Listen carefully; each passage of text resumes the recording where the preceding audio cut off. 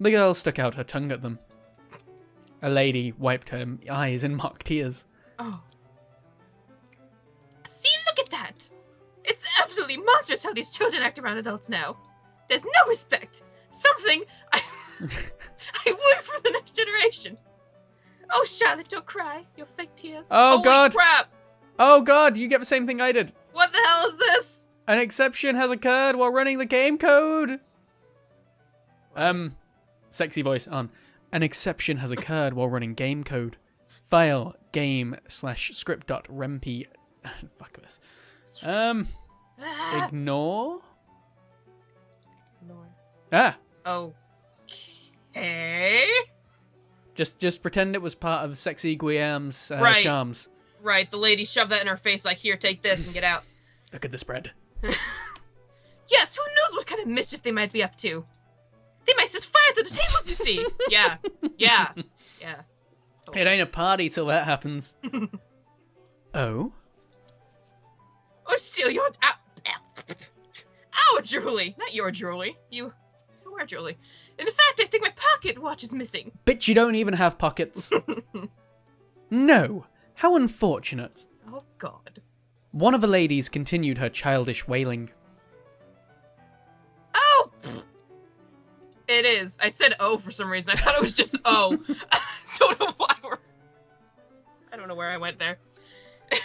It's unfortunate to tell you without your important guest to be treated this way. Please deal with these vermins. Throw them out. Bet he throws them out, getting rid of the trash. Yeah. Oh, my sweet ladies. I am stricken with grief at your misfortunes. Oh, I feel the sarcasm. Allow me to offer my heartfelt apologies. Sarcasm. Unfortunately, this child is my important guest today, and you are, sad to say, poultry squatters. Snap. Burn! Excuse me. Madame Charlotte of Montpellier, I don't remember sending you an invite. Same for you, Lady Antoinette of Rennes, and Lady Claudette of Lyon. Oh, shit. Most people I invited are huge patrons of music. That is why they are here today. They came to listen to Mademoiselle Catherine Louise Paride. Gee, bro, what? Calm down there. Your French is just... Sorry, my much. brother's a French teacher. I would be doing him a disservice not to try and pronounce it. Oh. She is the 7-year-old piano prodigy who played for the Queen last summer. Holy shit. The man pointed at the girl busily chewing her half of the bread. Oi! The Rose Girl just stared at the unfolding situation. Oh, well, that's... I am sure you are aware of that, were you not? Totally. Snap, shaming. No matter. I am always happy to see you, ladies. It is my pleasure to have you here. But I hope you don't mind giving some of the food away to my townspeople. That is why I keep my gates open. My servers are instructed to serve anyone who passes by, not just my guests. And I use the term loosely. So nice. But... Don't you fret, my darlings. There is plenty more to be served. Throws a sweet roll in their face. Take this, bitch. The ladies blushed in embarrassment. One of them began to fan herself even faster. I feel like she's just gonna faint. She's gonna fly away. Excuse me. The Marquis walked up to the two girls. The Rose Girl's heart beat so fast it made her head feel light and dizzy. Calm down there. She had never been this close to him. It made her feel a mixture of fear and elation. Lady Catherine, your father has been looking for you. It is almost time for your performance. The girl looked up at the Marquis and did a little curtsy. My apologies, sire. I've gotta change it. I think you should do Catherine. Okay. My apologies, sorry. I didn't mean to cause a clatter. Bleh. Guillaume chuckled. I saw the whole thing, ma chérie. You put those ladies in their place. They're big mean to her. Me. Big meanies. Big meanies. Guillaume narrowed his eyes at the quiet girl. She hid behind her basket of roses. She couldn't look at him directly. He was like the sun. It hurt just to be in his presence. Okay, something's wrong dazzling here. Whites. Something's wrong here. If it physically hurts, something is wrong. Yet there was relief in her heart as he stepped closer to her. I've seen you before, haven't I?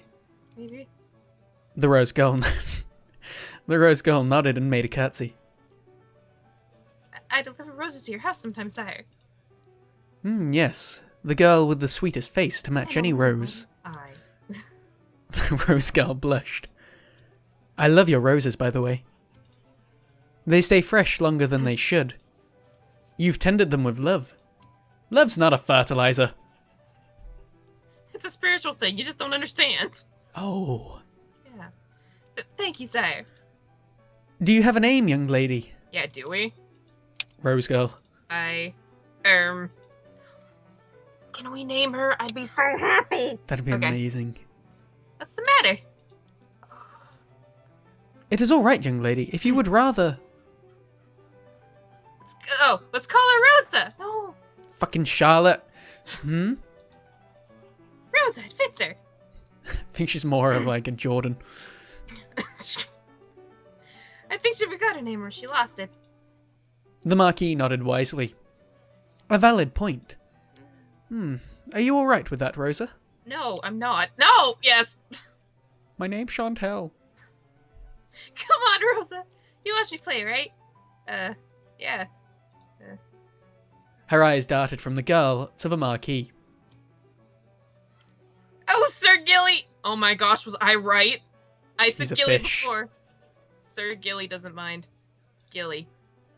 Gilly? Oh, damn. Oh, I just read your line. I was so lost with the Gilly thing. Wow. Like, wait. Okay, back That's on fine. track. He's realized me and my family. There we go. And he helps the people around town too. He won't throw you out. The Marquis held his right hand in the air as if swearing an oath. Uh-oh. I won't. See, come on, you're invited now. You're my special guest. There's plenty of food inside too, Rosa. Please help yourself. Just walks out with like a basket full. See you later. Thank you, sire. Rosa's coming too! Yay! That was my first poke performance, Rosa. I'm a bit nervous. Didn't she play for the Queen? Yeah. Yeah. Catherine scratched her head. What will I do if I make a mistake? Papa will be very upset. Not the belt. The Marquis knelt in front of Catherine and rubbed her shoulders fondly. Oh dear. Wait, what the hell did you say? Before you started reading that? Nothing. I just read out the line. Uh-huh. You won't make a mistake, ma chérie. As long as you put your heart into the keys, play to touch your audience and any mistake won't matter. Do you understand? Catherine stared at the Marquis. Not really. Damn. The man chuckled. You will, someday. Just play your first song with me in your mind, will you? Something that you think will make me smile. Guillaume held Catherine's clear, young eyes in his gaze. He kissed her hand. It was covered with sticky sugar and breadcrumbs. That's the only reason he kissed it. Just licks her hand. Dang, it's good. Catherine blushed. It was the first time she looked embarrassed by anything. It would be my pleasure, sir. Catherine trudged up to the wooden podium and walked towards the middle of the stage. The crowd's chatter died down. She curtsied in front of her audience, who clapped and interrupted me, waved to her father, and stole a glance at Guillaume. The man gave her a tiny nod. Ew. She sat down in front of the piano, admiring the cream and ebony keys beneath her fingers. Her own piano was broken and beaten. Father had sold his horse for it. Horses can't play pianos. The A3 key never played, and the strings would creak when it was cold. But it had never failed her. She knew the keys like they were her own fingers. She whispered to her new piano softly, as if coaxing a beautiful, untamed animal. It's not a horse! That was sold! Let's be friends, okay? She saw Rosa at the far end of the podium, watching her diligently. There was a renewed vigour in her blood. She could hear the keys calling out to her. She needs help. A song that would make him smile. Happy birthday to you. She placed her fingers on the keys. She began to play. Watch all the videos get flagged now because there's songs in it. Hurry! Start singing along to it!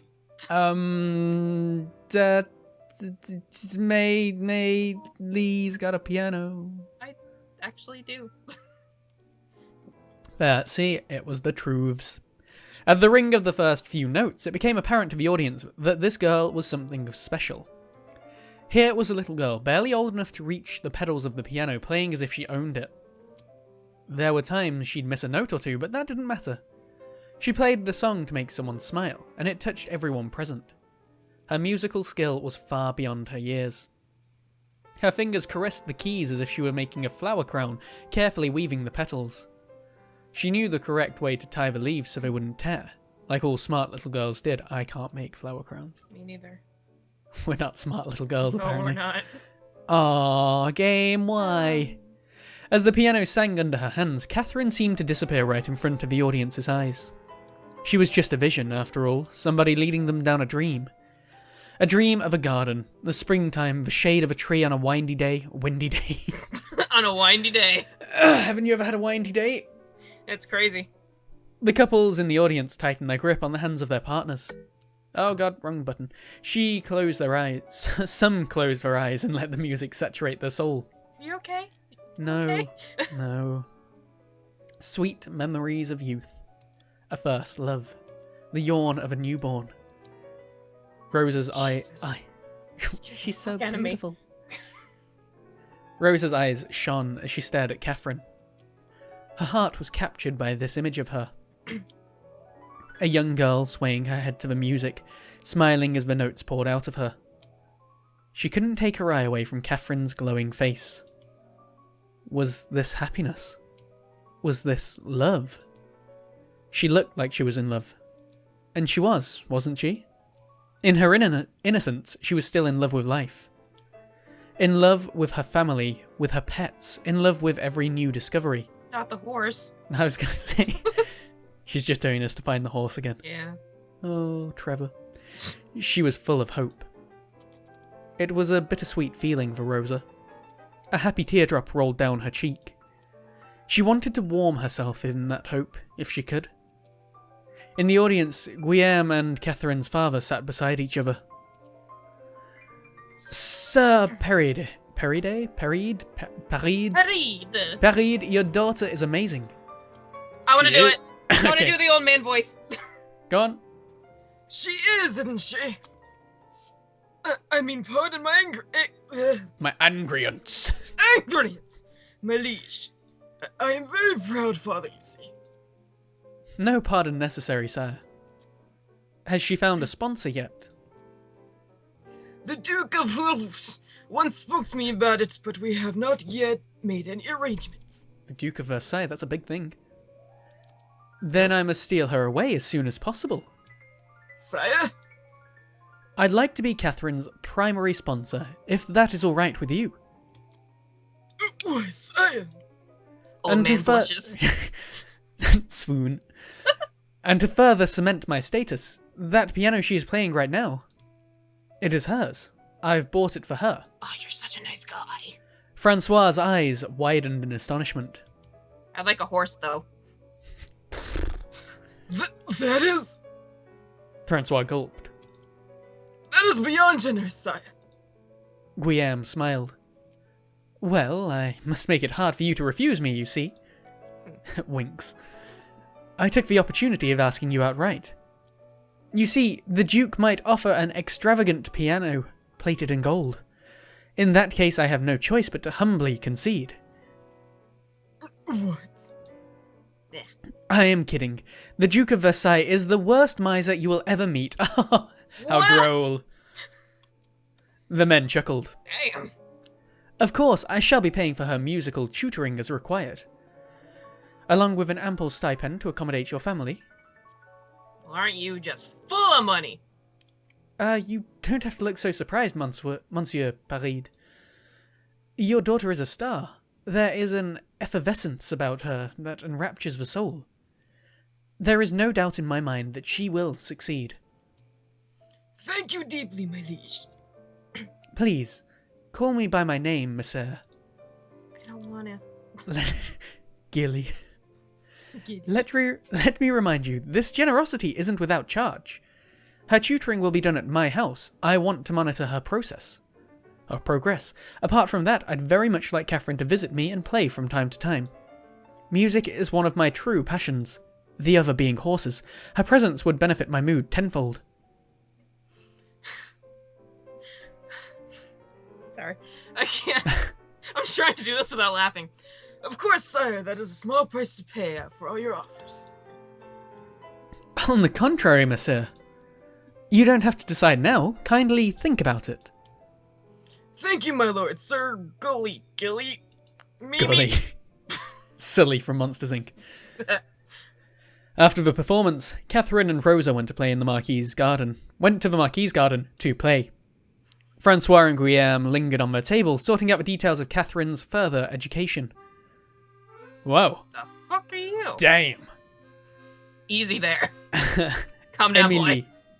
Hey, my brother's girlfriend's called Emily. Or Emmy for short. Emily Perride wandered around the crowd, searching for a familiar face. She doesn't look like the woman who would have to sell a horse to buy a piano. Yeah. She had arrived halfway through Catherine's performance, just in time to gush at her little sister's applause. Unfortunately, she couldn't find her father in the crowd. When she finally caught sight of the back of his head, she approached him hastily. Oh. It's a Father, girl. there you are. I've been looking all over for you. There we go. That's the words I'm looking for. Emily stopped as she saw the man her father was talking to. Swoon. It was none other than the Marquis himself. Back off, bitch. She fixed her hair self-consciously and curtsied. My lord, pardon my intrusion. I didn't realize. Guillaume smiled at her kindly. You are free to intrude any time, my lady. Damn, he's just a flirt with everyone. God damn it. He's gonna go up to a tree and like, oh, you're such a beautiful tree. Such gorgeous foliage. Emily smiled back. Just as the rumours said, the Marquis was easy on the eyes. And to whom do I owe the pleasure of your acquaintance? This is my eldest daughter, Emily! Pardon me for not introducing you sooner. She's like, I want that. Charmed. Guillaume offered her a seat. Emily sat down across the man. Well, it seems talent and good looks run in the family. Shut Your up! father is dashing. Francois rubbed his neck. Son of a bitch, I can't read. Yes, my daughters are my pride and joy. Thankfully, they both took after their mother. Thank God. Surely not, Monsieur Paride. The eyes are yours, earnest and loving eyes. Enough to turn a man gay. I get what I can take. Emily snorted at such sappy words. Her father was clearly basking in the compliments. If this really was the famous Guillaume the rumours were talking about, then he wasn't exactly much of a charmer, was he? Bullshit! Wise? He's dreamy. She didn't know what all the fuss was about. Guys, I think we gotta change here. I think he's A falling changeling. for him. Well, it's more of a lion thing at his throat that's dreamy. I want that. You can have his hair, I don't care. Ooh. Or his suit, actually, that's pretty suave. You know, just take the suit off. Dump him, have the suit. We are marquises. The ladies in the house she worked for could not seem to stop talking about this man. Admittedly, there was something morbidly curious about the way he looked at people. Like he was always distracted and could only say any words that were expected of him. Oh. Oh, I'm pleased I finally met you, sire. I've heard a lot about you on my travels. All good things, I hope. Kind of slutty things, but it's okay. Depends on the tabloid and the day of the... Jesus fucking Christ. We were a page 3 model. Emily thought to herself and chuckled. You are a governess, I was told. Where do you work? With... Dimitri, right? Yeah. Okay. With the Dimitri household, sire. Ah, yes. I heard you were marrying into the family soon. Good! Oh, father, I told you not to tell anybody yet. Oh. I didn't, but you know people talk. Word travels fast. Pardon the comment then, my lady. Please. Your betrothed is a very lucky man, I'm sure. Oh, Damn. The conversation endured through the afternoon. Jesus. Small talk, musical composers, their little town, and meanwhile, Rosa is playing with Catherine. Like, this is my doll. Catherine's musical background, Francois' students, Emily's work. Emily played with her napkin, uttering droll opinions on the particularly droll topics. All throughout the exchange, Emily observed the infamous Marquis de Gaulle. This was him. The audacious, shameless flirt of a royal court and tabloids. Shameless, scandalous. Damn. According to rumours, he was able to bed both the widowed Countess of Devonshire and her daughter. Oh, what a player! At the same time, I knew it. That is a reference. What? Is it a reference that happens in the Portrait of Dorian Gray? Though I know that. Oh. So whether it's comparing him to Heard that, of that. Damn. and even had a tumultuous relationship with the Prince of Garnet. We don't give a damn. We take what we can get. He didn't limit himself to royalty, or so the tabloids said. His latest fling was an English poet, who, they say, almost killed him when he was caught with another man. Or woman. Oh my god. At this point, who knew what was real and what was a blatant lie made up by the newspapers? I wonder who the English poet they're on about is. I did English lit at uni, so I'm curious. Although it's probably nothing. She had looked forward to meeting him. And of course, here he was, finally. Talking about sampling the new bakery's creme brulee. That's a Or euphemism. the person who works there. Well, Sample the I nice would say bakery. sampling the baker's creme brulee, but Yes. she couldn't say she was disappointed exactly. But the Marquis was a depressingly normal man. Maybe even boring, Emily ventured. Watch yourself. She watched as his gaze flickered across her hair and her nose before lazily trailing away. How infuriating. She wondered if he would suddenly say something coy, or insist to dance with her, or something outrageous, like her shoes are too big. Honestly, so she could shoot him down. This man whom everyone was interested in.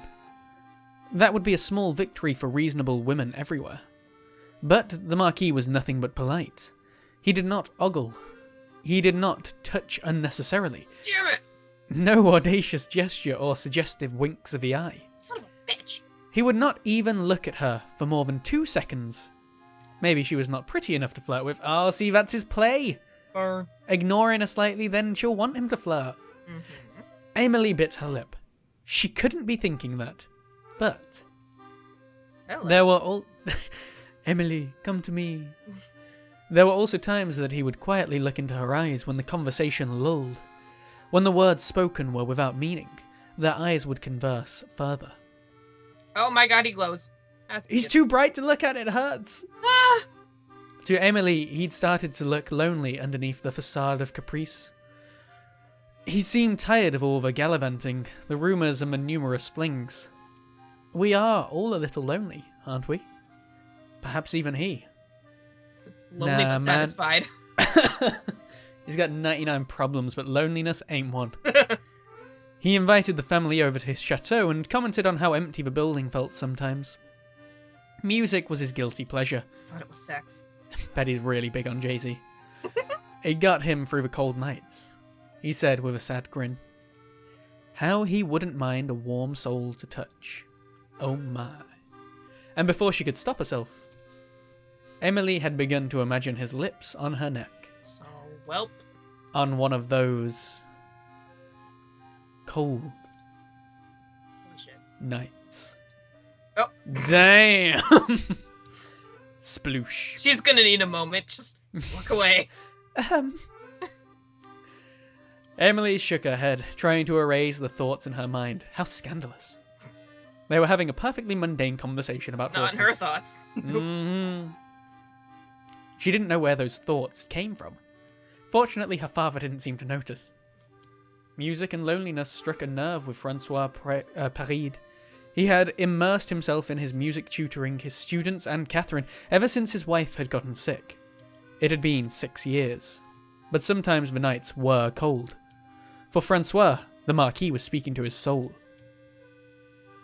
The Marquis's skin looks quite grey. Maybe. I get that he's from another Heritage? country, but he Yeah. could be a vampire. Whoa, okay. Twilight. We are not. No. No.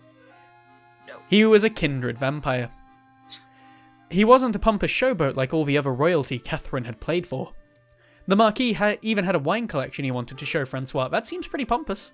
You gonna get the old man drunk and then, oh, you bastard. Gonna get Emily drunk. Such a down-to-earth, generous ringman. What if he beds all three of them at the same time? 3 of them. Francois, Emily, Rosa. It's happened with the Devonshire lady. It'd be an amazing game then. Also, Devonshire cream is an actual thing, so that's not a euphemism. Emily, your face is flushed. Are you alright? Oh, shit, son of a... I'm fine, just the sun, probably. That was not true, of course. The afternoon sun had already lost most of its heat and was turning into a lonely, cold night. Oh, but she was hot. Damn. Thankfully, Catherine provided a distraction. She ran towards their little huddle and flung her arms around her father's torso, chattering happily about gardens and butterflies. Butterflies. A young, ragged girl followed behind her. I'm now her maid. She looks pissed. Get away. Emily wasn't sure how old the girl was. Her dirty blonde hair hid the left side of her face. You could see faint traces of scars peeking through. A surge of motherly affection caught hold of her heart. Hello there, young lady. The girl looked down to her toes, but she gave her a shy smile. I see you've made a crown out of flowers. Fuck it. I want to make one. You look That's very it. pretty. We're ending the video there so we can go make flower crowns. Yeah. See you later, guys. Thank you, madam. Catherine gave it to me. Oh. Sister, this is Rosa. She's really nice. She knows the name of all the flowers in Sir Gilly's garden. His name is Gilly. Catherine, there you are again with your silly names. Sister, help me convince Papa to let Rosa stay with us. Oh, yeah. Catherine? Papa, please. Please let her stay with us. She doesn't have anywhere to go. Now, Catherine, that's not very nice. Rosa here is a girl. Well Good spotted. job! She's not a kitten you can just pluck from the street and take home, like you always do with stray animals. Like that horse that one time. It follows you home? Yeah, sure. Goodness knows we have all those stray cats of France living in our house. They're the family from Aristocats. Sweet. Yes, I know she's not a kitten. I know she's a girl. But shouldn't we take her home even more so? She's toilet trained, kind of. Yeah, she's potty trained. Francois sighed. Guillaume chuckled under his breath. He was clearly enjoying this exchange. Your daughter has some very unique views, Sir Paride. Well, Sir Gilly, what do you think? Slaps her. Huh? Fuck. Guillaume's face lost his casual bystander look. You're a Marquis. Marquis. You're a Marquis. I'm sure my father would follow your orders, right? Should we take Rosa home? Guillaume's brows furrowed at being put on the spot so suddenly. He stole a glance at Francois, who was silently pleading with him with his eyes not to humour the child. He cleared his throat. Just jazz hands and then ran away. Well, I'm sure it's up to your father since he owns his house. Way to Which pass I the own. torch, bro. He will have to clothe and feed Rosa, you see. Yes, but I've got that all figured out. She'll be naked and we'll only feed her crumbs. Yes. Ever since Sister moved to work, nobody minds the house anymore. And I have to wash dishes every time. Ugh, you know. So she is a pet. Papa's so busy and we always have enough food for the two of us. If Rosa stays, then I won't be so lonely. I wouldn't be so lonely on my own. Why can I not read? She'll wear Sister's old clothes and we'll mind the house when both Sister and Father are away. She can wash dishes sometimes and I'll wash them sometimes. Guillaume and Francois shared a look. And besides, if it were up to me, I'd have people take one girl home in their house and give her food. I'd have people take... Okay.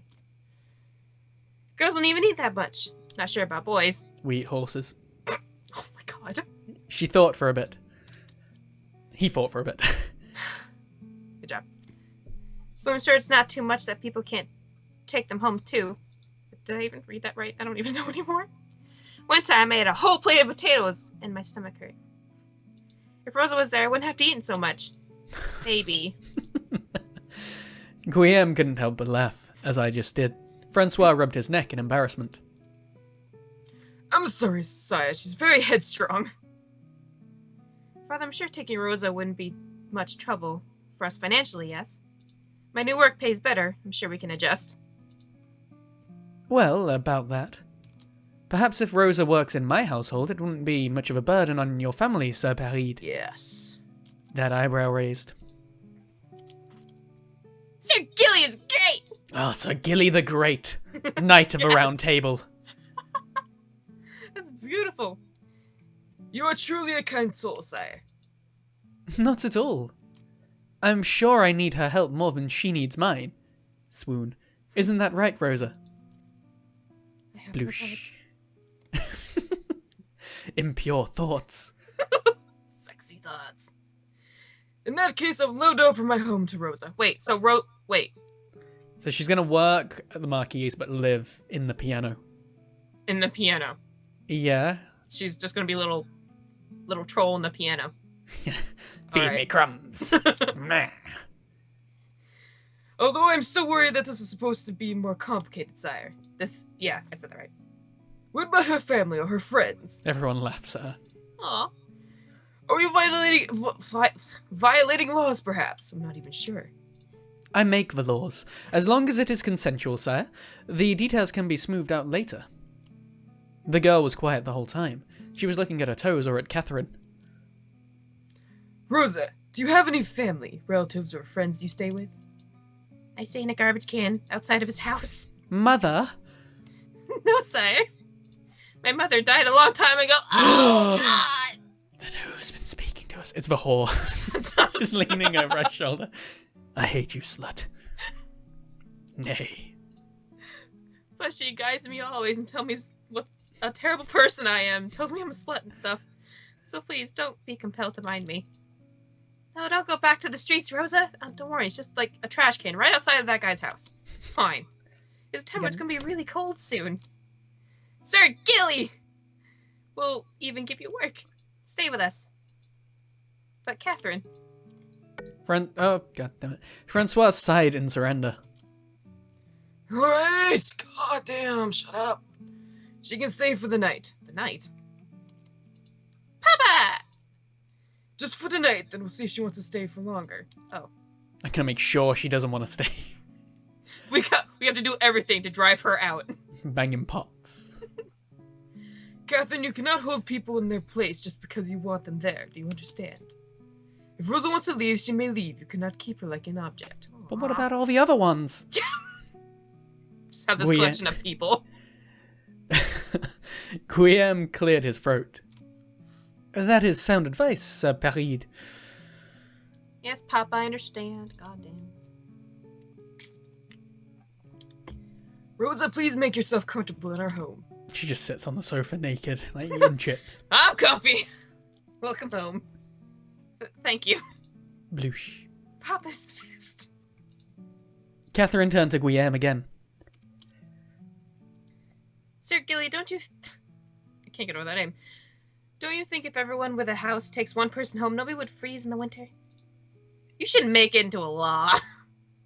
They'll obey you because you're a marquis. Hey, I did it. Catherine, do a somersault. And because you're tall. Oh, so people obey my orders because I am tall. What a compliment. Huh. Well, you're taller than my papa, at least. I'll never be a marquis. Damn. Wrecked. Burn. Francois pulled his daughter's ear with embarrassment. Ow. Catherine, mind your manners. Sorry, sire. Guillaume shook his head, his eyes trailing over the Paride family. Emily watched him curiously, not cautiously. It's curiosity. That same sadness once again surfaced for the briefest moment. You have a lovely family, sire. I'm quite jealous. I'll be taking the girls, and you can stay in my attic. You make me want to settle down myself someday. I feel like he has a sex dungeon in the basement or something. You're not supposed to go there. He chuckled. Maybe. Emily's heart skipped a beat. Did he just look at her when he said that? She couldn't be sure. Catherine is perfect the way she is. It is one of the reasons why I am very invested in her. You said that a little suggestively. He flirts with everyone, Aww. including Styx and Bins. Guillaume knelt down so that he was eye to eye with Catherine. Oh, so He patted- cute. He patted her head and then headbutted her. You are a very intelligent and kind-hearted girl, Not Catherine. anymore. You are a That's a star. concussion. Mon et toi. I've probably pronounced that completely wrong. Someday, I know you will change the world. At least, I'd like to see you try. And Skype just went off. What? My Skype just went off. Okay. Mother. Oh. God Help! I can't hold this job, Pickles!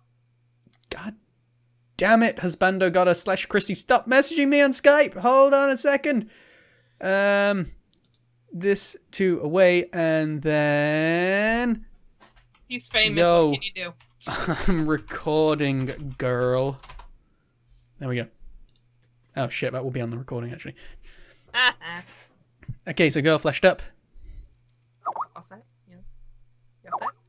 All good? I can read? Yep. My chest! It's flat. Ouch. No. Okay. Oh, what the fuck? Damn. Catherine, what the hell's going on? Is that a noose? Yeah. I thought she was just drooling.